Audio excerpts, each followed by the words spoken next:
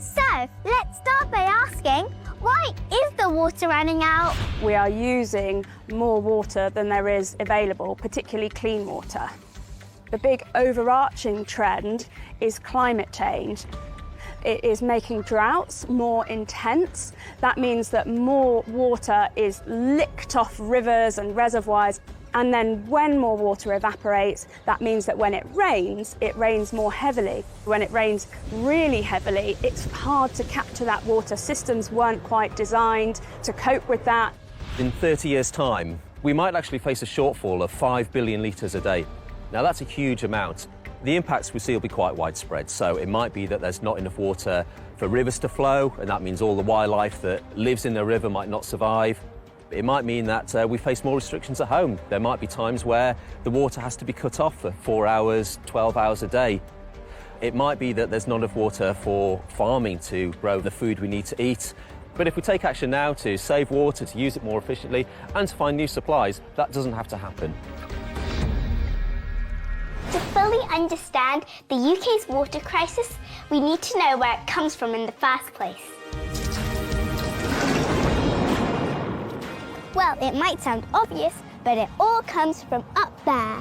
After going through a disinfection tank, the water begins its journey to us. But a lot of it never arrives, and that's because of leaky pipes. Leaks can be quite tricky to find, especially if they're deep in fields and forests. And the aim of the game is to find them before they come up through the pavement. So we've started using drones. And so, using thermal imagery, we can see problems under the ground. But despite using cameras like this, roughly 48 litres of water per person is lost every day through leakage in England and Wales. That's the same as each of us tipping 24 big bottles of water away every day. Maybe you spotted leaks where you live. People complain that water companies aren't doing enough to stop them. Do you think you're doing enough to tackle the problem? Last year, we fixed 60,000 leaks, and we put a lot of effort into monitoring our network. But sometimes things go wrong. The journey from rain to rivers and reservoirs, through the treatment centre and down the pipes to our taps can all take place in as little as 10 hours. That's really fast. So that's where it comes from. But once it gets into our homes, how much water do we actually use? And is it possible to use a lot less? Time to do a little experiment. Just need a regular family to do it. Well, that's convenient. Meet the Walsh family. 12-year-old Savannah, 9-year-old Lucas, Mum Anne, and Dad Kieran. So who uses the most water in the house? My dad, he uses sprinklers. Well, probably either me or my mum, because we both love baths. Anne uses the most water and she loves a bath. I think that is probably me. I generally have a shower to wash my hair after the bath. These recyclable paper cups hold around half a litre of water. How many do you think your family's water usage would fill in a single day? Let's go for 40? Like 10, 12. Somewhat between 500 and 1,000. I'd say, I don't know, 500. To find out who's closest, we're fitting a smart water meter to the family supply, which will tell exactly how much water they're using over a week. And this is the person who's going to be looking at it. Jane Bellard is a water-saving expert who helps families stop wasting water.